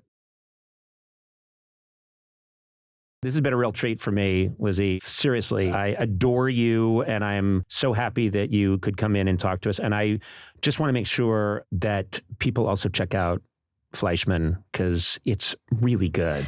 Yes. And I love, obviously things are unfolding. I've seen 3, but I love that because of the different choices you've made, you've found a way where you can be funny and use that superpower, but also be real and bring people in. That's a rare thing. So that's very kind. Thank you. And I never say like something is really good and I think it's really good. And yes, we're like how you want to binge it. This show would actually, I can see why somebody would want to do that, but selfishly, the like whole binging something where it takes you forever to do it and then it comes out and it's like all over in a weekend, like that sucks. So I like that it's spread out, but also I'm very annoying about this show because I tell everybody like, but you have to watch all 8. It doesn't make sense unless you watch all 8. Because you think that I don't see how someone could, because I've watched 3 and I have to know. Because I didn't read the book and I have to know what's going on. And I'm not going to give anything away, but I need to know because I do care about these people and I'm invested. So I don't think it's going to be a problem. I don't see anybody watching 3 or 4 of these and saying, I think I'm good. Okay, good. I really hope not because it will make you cry. Well, I am a very, very powerful person in the industry. And also physically, as we heard earlier. With the TV. Incredible looking torso. Right. Wow. Massive arms. Milky white. Fat, hanging. Pendulous. And pendulous fat, swinging from side to side. Nice. Like swing dancers. Like German swing dancers. Yeah. Lizzy, you broke you destroyed what was, I think, a good podcast. Sorry. With that image. But Sorry. Thank you so much for being here. I hope we get to do this again. I hope so too, because I don't think I actually answered a single one of your questions. I think this was it, right? Yeah. I don't think you asked any. I don't. It was just that a must have been it. conversation. Yeah. It was just a nice talk. I don't think it's on you. I mean, I have It's a whole not on bunch you. of questions here, but it's all about your finances. Oh, yeah. I'd love to talk about my finances. Okay, because I see a real discrepancy in your income tax return from 2 years ago. I know. Do a full background vetting before any guest can come in. You're solvent, but we're worried. That's a whole other podcast they do want to do with certain kinds of celebrities. We are not sure how they pay the rent. And I want to say like, no, seriously, tell me. So wait a minute, because you haven't made a movie in like 7 years. But wait a minute, so how? And then they'll be telling me, no, I get this much from Cameo, and then I do this, and then and I'll say, yeah, but okay, but you just pulled up in this car. I know, but it's a lease, and I'm not going to really pay it. It's a good idea, and also they just have to go on that celebrity net worth thing that says everybody's worth like $100 million. Yes. Nobody, like it's crazy. That thing's crazy. Yeah. No, it's anyone who's worked for more than 3 years in a row. Yeah, 100 million. 100 million. Yeah. And then other people just cite it like, Yeah. But I think that's probably the answer to your question of how these people who haven't worked, who haven't made a movie in 7 years, they just say, look at celebrity net worth. I have $100 million. Counts. Celebrity net worth is never wrong. And what if the IRS could use that? Yeah. Oh, man. That'd be really funny. Well, according to celebrity net worth, you owe us $25 million. I'm sure it's used in like divorce proceedings. Oh, yeah. You would think. You should be able to use it to get a loan. For sure. Yeah. Oh. For collateral. Yes. Yeah. I'm going to do that today. A lot of good ideas See? coming out of this. See? Yeah. And you thought this was going to be awful. I thought it was going to be the worst day of my life. Turns out. Lizzy Caplan, I salute you. Thanks, Go pal. forth, continue to do well, and let's grab a Guinness soon. And when I say a Guinness, I mean 6 Guinness.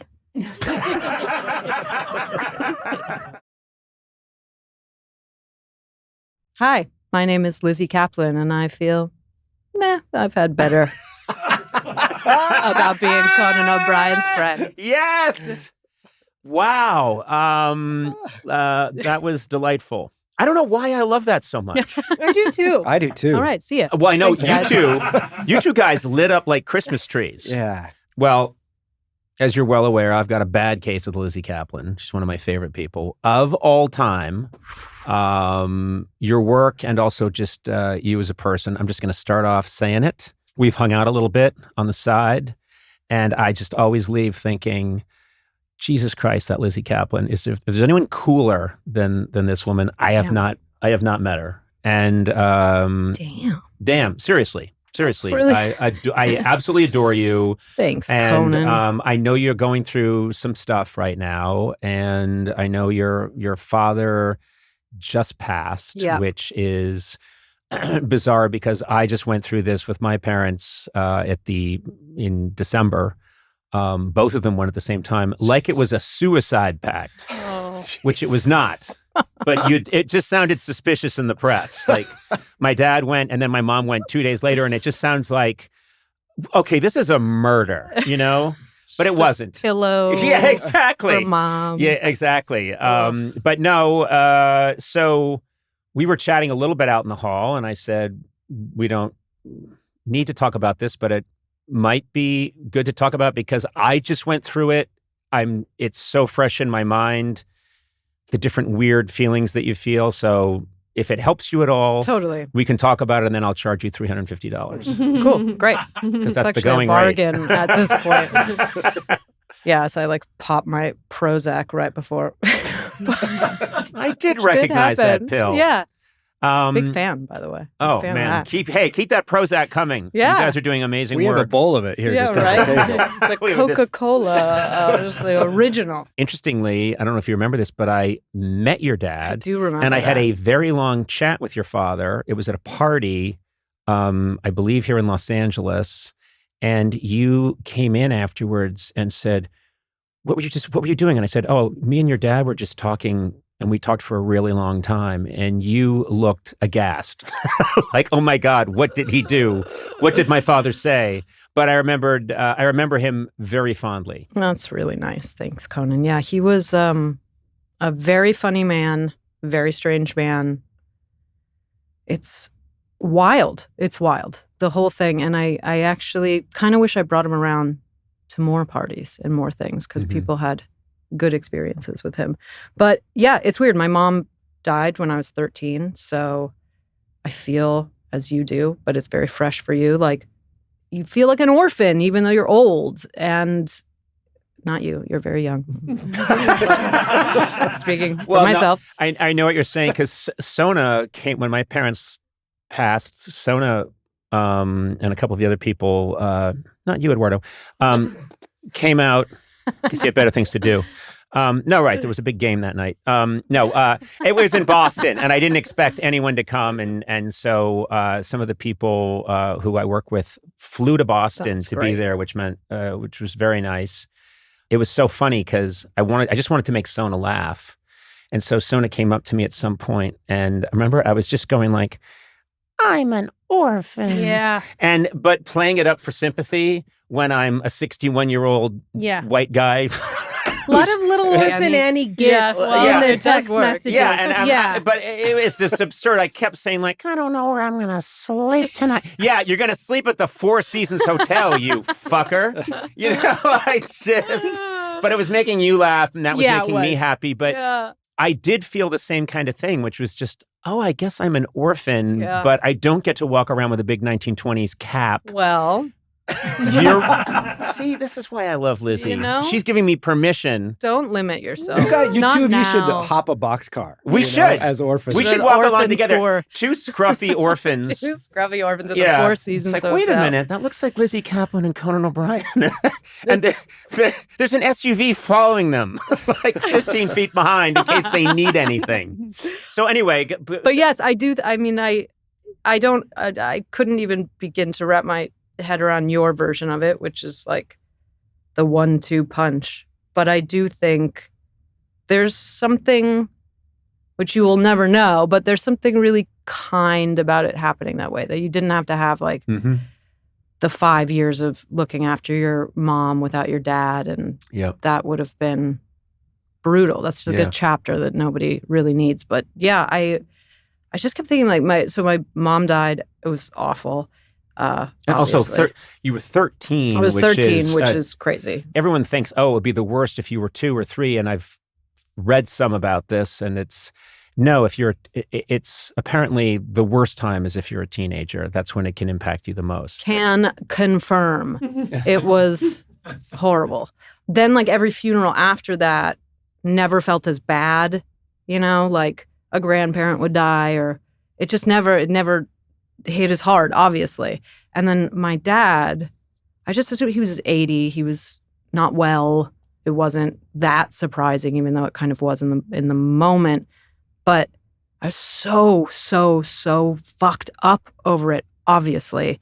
But I realized, like, it doesn't even matter if you're 13. It's your parent. Your parents loom so large, whatever your relationship is. And we had a good relationship, but even if you're not speaking to your parent, if they died, like it's coming for you, Conan. Yes. It's gonna it's going to get you bad. Probably after the Oscars. I don't feel things. I think we have to get through the Soul Train Awards. And then we had Werner, the great Werner Herzog was here. He's helping us out with something in a really lovely way. But he was here and he's always been very nice to me. And he said, he had heard the news and he said, Conan, you only have, and he said it in that Werner Herzog voice, one mother and one father. I don't know why that's coming out Irish. What the fuck happened? How did he do it? Someone help me out here. I got to access him. One mother and one father. That's pretty good. That's it. Good. There you go. Thank you. I don't know why I went to the Leprechaun. Ooh, one mother and one father. I don't fuck it up. Oh, but you still got Lucky Charms. No, he's like, you have one mother, one father. And I was like, this is not helping. Especially when coming from him. Coming from him. And he said, and there is no afterlife. They've descended into a void of meaningless madness and chaos. Thanks, Werner. Can I say something very quickly? He was here, and obviously we all love him. And Maddie always sets out a basket of snacks and stuff. And so he was standing talking to you and some other people. And before he left, he's like, and now it is time for me to leave. But first, a little treat. And he went over and grabbed like a little thing and took it with him. Yeah. It was amazing. He narrates his regular life first, like that? a little treat. It was And then I will descend again into chaos and madness.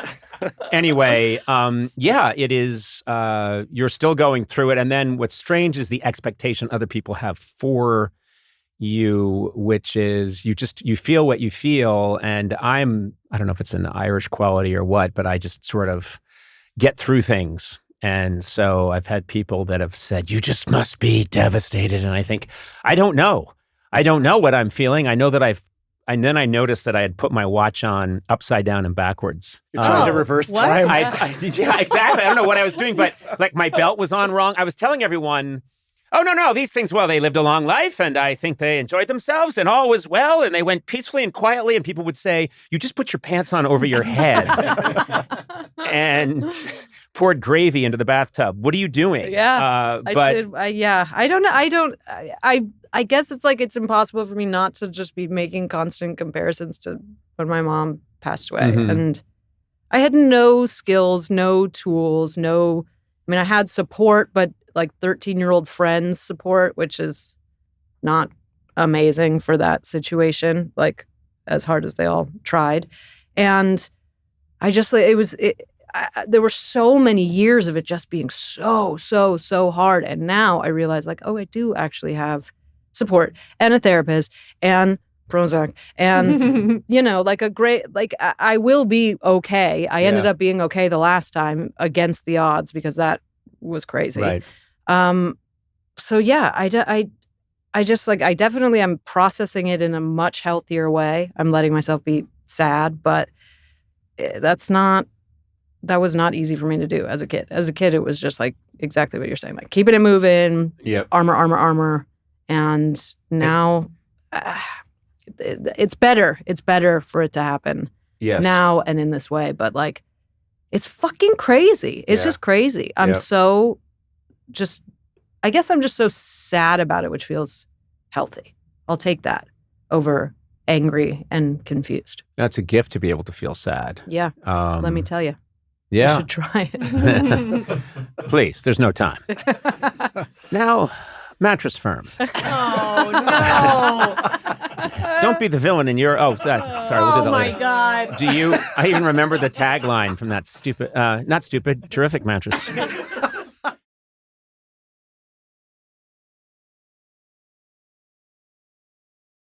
One of the things that makes me very happy for you is that I think it is a wonderful era for people who have what it takes, have ability, and have a work ethic. And you have all those things, and you're getting to do consistently this really cool work.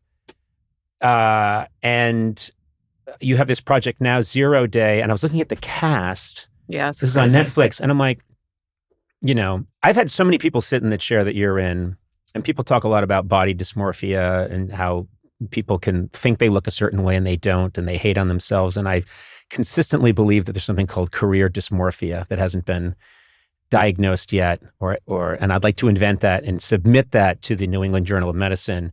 But I've had Al Pacino. Al Pacino sat in that chair and talked so much about the huge chunks of his career that didn't work out, and how they didn't want him for The Godfather, and how he couldn't get a job in movies in the late 80s and thought he was through, and how he thinks all the bad reviews people told him about. And I kept wanting to cut him off and saying, you're Al Pacino. You're the face of film for at least the 70s. You do iconic work in every decade.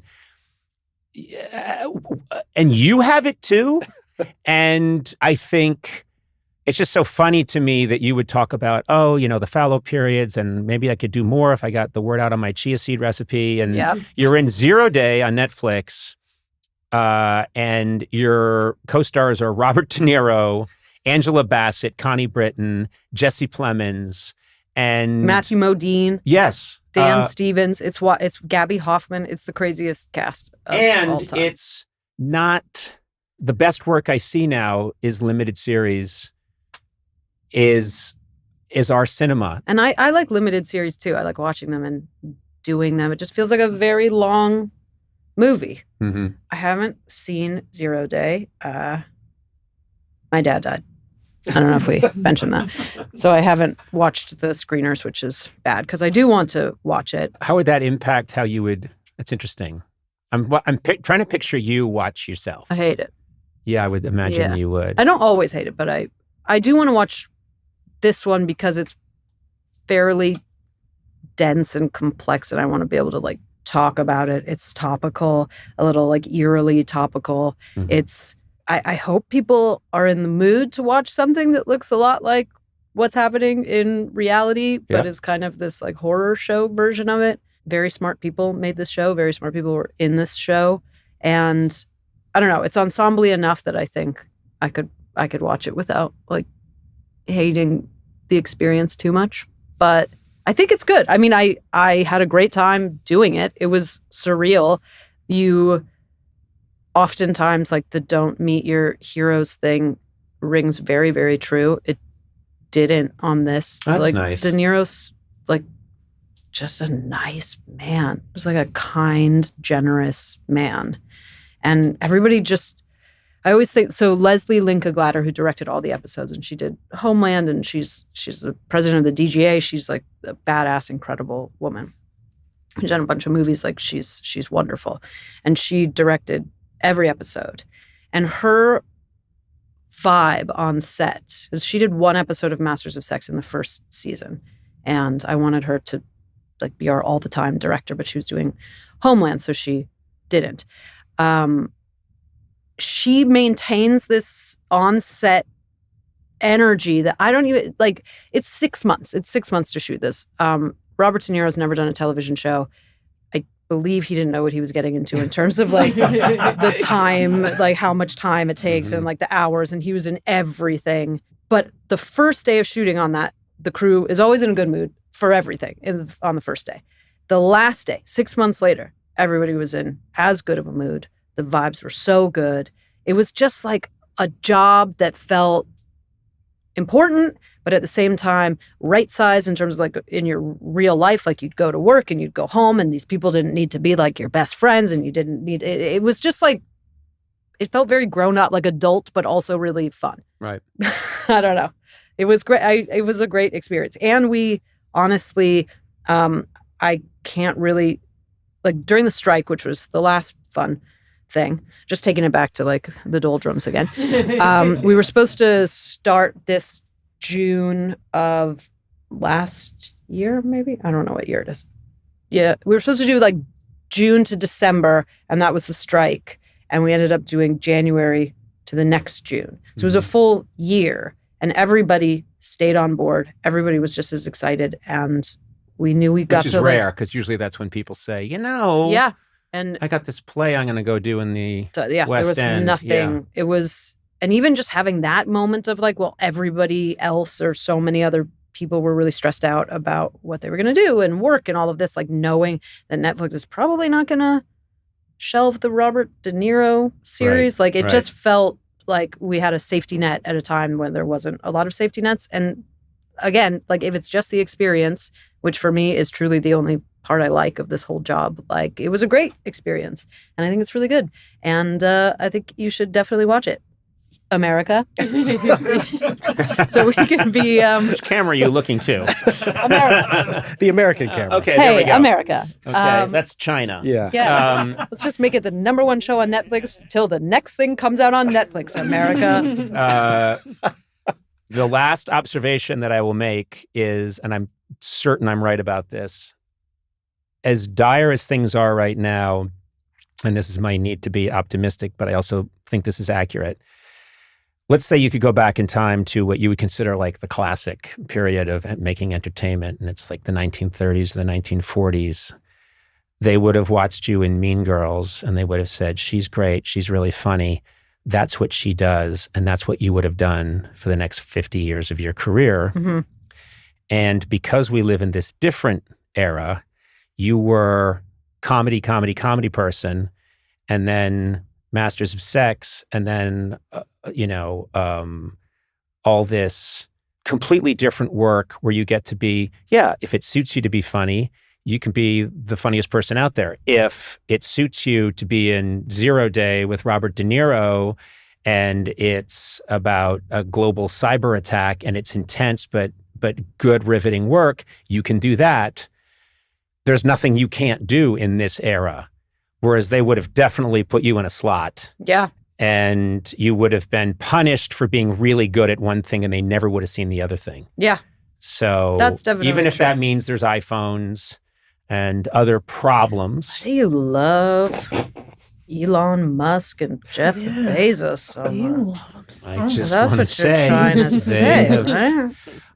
they have been on their yachts many times. Oh, I bet you have. You're a big yacht guy. Big yacht guy. Yeah, big yacht I know my energy. yachts. You got big yacht energy. I have Mega yacht energy. That's the only big energy I have. I have big yacht energy. No, I love a big yacht. I like being invited. I like being at the beck and call of a billionaire. Oh, yeah. Yeah. And then when they say, like, dance for us, I do a little something. That makes more sense. And then I get a jig. Krugerrand, a gold coin, in case anyone doesn't know what that is. I also think that even like not in the 30s, like in recent times, they would typecast you and pigeonhole you. And now it's like it's very new to not have that happen, like in the past 20 years, maybe. Right. People think, oh, you can do more than one thing. Right. But a lot of people do find themselves like stuck in a lane, and it sucks. I'm stuck doing one thing because that's what I can That's do. not true, Conan. That's not true. But I'm saying happily. I'm happily stuck in my lane. You're not stuck in a lane, though, because I just read that you were incredible in your Sundance movie. Okay. Yeah, As you're a really male branching gigolo. out. This Yeah. orphan thing is working for you. Yeah, that's how I got the part. Yeah. I'm an orphan. Yeah, I'm an orphan. Why am I getting smaller and squeakier as an orphan? But Lizzy, this was a lovely conversation. This is so surreal. I feel like we're just starting it. No, but this was... There should have been more jokes. You have dysmorphia. There should have been laughter. Well, we're going to put laughter over all the parts. that's We're right. When you talk about losing your dad, when you talk about losing your dad and I talk about losing my parents, we're just going to pipe in laughter Full from the studio 1940s. That would Yeah. be amazing. Yeah. I love Lucy appreciate that. laughs. Yeah. Nothing has changed. You've only today confirmed my feelings about you, Lizzy, which is you're one of my all-time favorite people. You are incredibly hyper, insanely talented, and you're a real person. And every time I see you, you're Lizzy Caplan, and you're very wise, and just a delight to be with you. Thanks, Thank you Conan. very much. I'm going to say it, 0 Day, Netflix. If you're not watching it, you stupid. Yeah, you're stupid. Yeah. Don't be stupid. Yeah. Watch 0 Day. Come on, why isn't that going to be That the is the tagline? tagline. I mean, De Niro's been saying that on everything.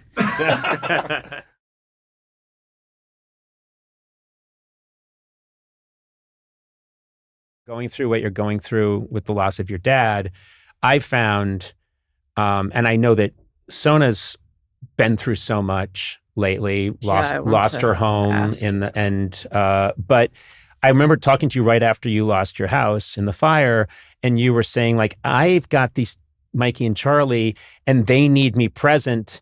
they were kind of saving your ass because definitely you can't say to them, Mama's going to just be depressed and weirded out for 2 years. I'll see you then. Yeah.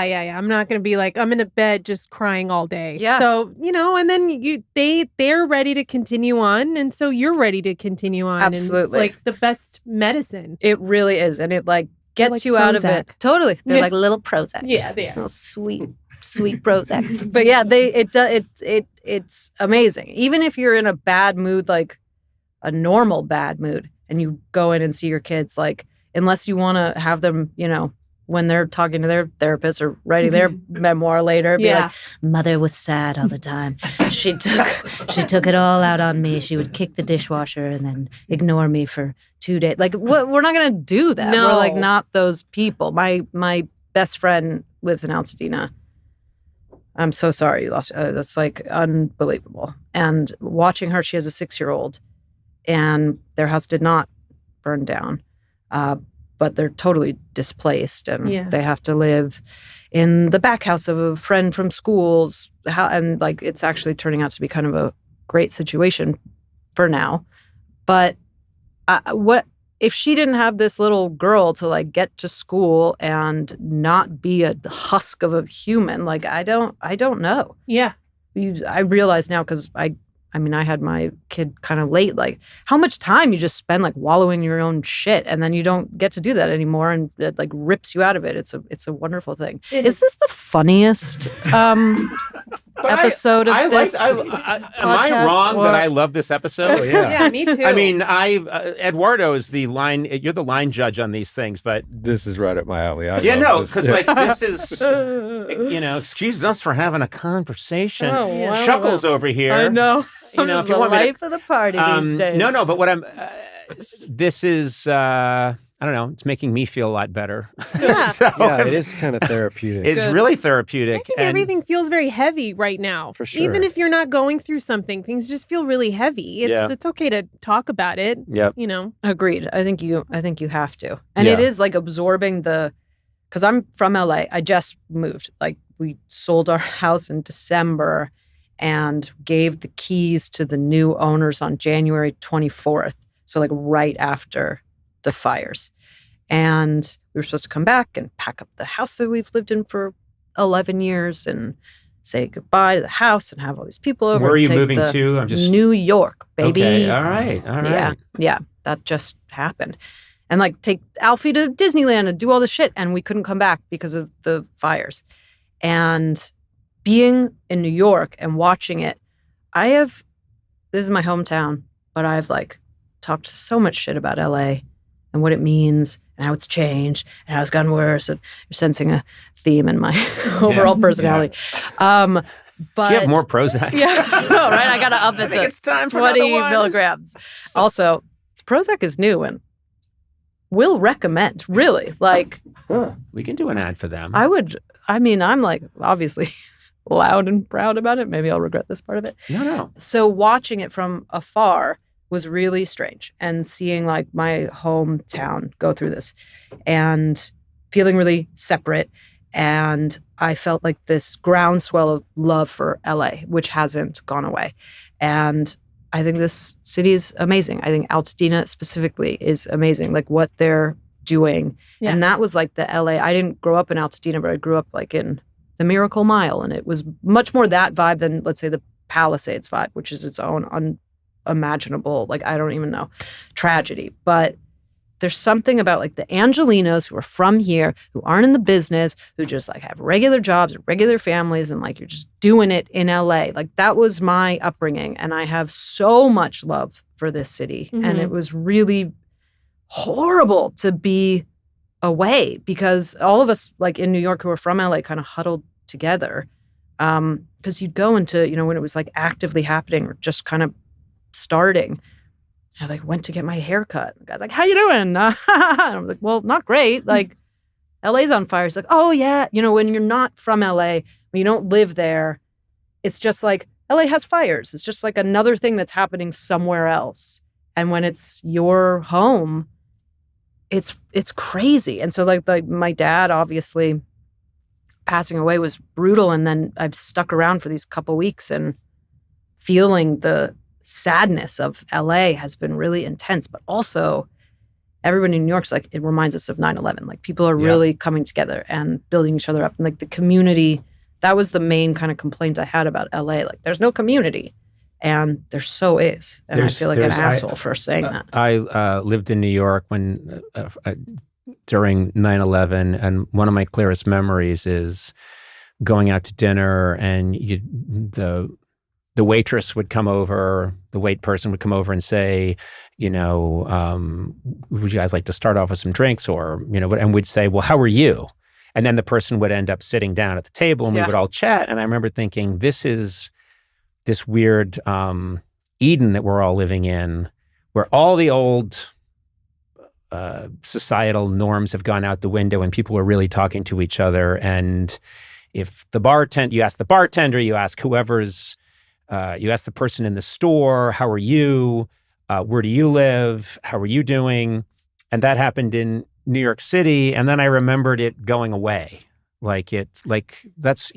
Humanity just has this way of, if you hit a human being over the head with a big stick, he behaves himself for like 6 hours and then goes back to being whatever he was before. And I know that this too shall pass, but it's lovely while it's happening. And I'm noticing I just keep having these great conversations with, had to go to Sundance for something. And there was a woman who was driving me to the event in Utah, from Salt Lake to Sundance, and started chatting with her. And it turned out she lived in LA. And I said, well, how's your place? And she said, well, my place burned to the ground. And she's driving me. Crazy. And we just had this intense conversation. And I thought, well, this is kind of what it's supposed to be all the time. Exactly. Which is, how are you? What's going on in your life? Not drive me, driver. Yeah. Where are the Tic Tacs? Which is what I reverted to by the end of the drive. Oh, you got back there. Enough of your whining. Yeah. Oh, your house. Where are my Tic Tacs? Yeah, he's a spearmint. I wanted the fruity kind. Sorry they burned in the fire, sir. That's no excuse. Oh my God. A burnt Tic Tac's the best one. So it's just perspective and empathy and all that kind of stuff isn't something you attain. It is a practice, and it goes away. And we all find ourselves drifting away from it, and then something happens and we get pulled back into it. Yeah, I wonder. I mean, have you felt, because I'm nervous about that, just like how everybody was like showing up and flooding the GoFundMes or whatever. And like you're saying, like everything, people move on to the next thing eventually. This is going to be a long recovery. Yeah. Do you feel that it's still as intense? No, I don't. I mean, I even asked if I would still get a discount somewhere, and they're like, "Oh, we stopped doing that a week ago." That was really the sign, because when it first happened, you would walk into a store and tell people that you had lost your home, and they would give you this discount. It was like a 20% discount. How long did that last? Was that 3 weeks? That was like a few weeks, and then I went into a store. I'm not going to say which one, but I was like, "Hey, I lost my home in the fire. Do you guys have a discount?" And they're like, "Oh, we stopped doing that a week ago." If anything, there's a surcharge. Yeah, I know. I know. The sad thing is when it was a 99-cent store. I know. I want this scrunchie. Do you have a discount, ma'am? I know. It's 50 cents. I think that there's still people, I mean, there's still the empathy there. It's still there. There's still some feeling of it, but it is waning a lot. It is very quick how quickly people kind of just move on. To be fair, I would often go to a McDonald's and tell them, or a Cheesecake Factory, and tell them I had lost my home in a fire, even when I hadn't. But you did it. You're taking my discount. I know. Oh, and they would be like, that sounds terrible. And I'd say, so this McFlurry, what are we talking about here? Can I get 80 cents on the dollar? And sometimes I'd put a little ash on my cheek. No! I did! What? I'm just telling you the real me. I always keep a little ash in your pocket. God. You can get a discount. It's not like I had ash ever on my face. Well, you fucked up. Okay. You'd be having a discount McFlurry right now. She had a little ash in your Why pocket. didn't you work up your orphan angle I instead tried of the that. fire one? There seems to be this consensus that I'm too old. Okay. Which I don't get, because I think I'm very well preserved for a man my age. Gee, I lost my parents. Do you have any soup? Sir, I saw you drive up in a Porsche. Yeah, but I don't have cash poor. I'm cash poor. Asset rich. I What can I do? I have a lot of land in Montana and vast holdings, but I can't access them. Can I have some soup?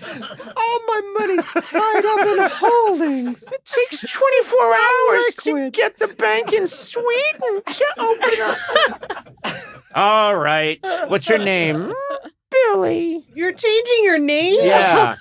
Billy does work better. It's a better name for me. Or what's the name you were thinking of naming your son but didn't because Tom? Mickey. That's a good one. Mickey. Yeah. Mickey the orphan. Mickey the 61-year-old orphan. It counts. Who's done quite well. It counts. It's so fucking dark. It really is. I'm sorry, but my parents would laugh at it. Well, I can say that now because they're not here. They would laugh at that. Like them in the afterlife. No, we wouldn't. You asshole. We never liked you.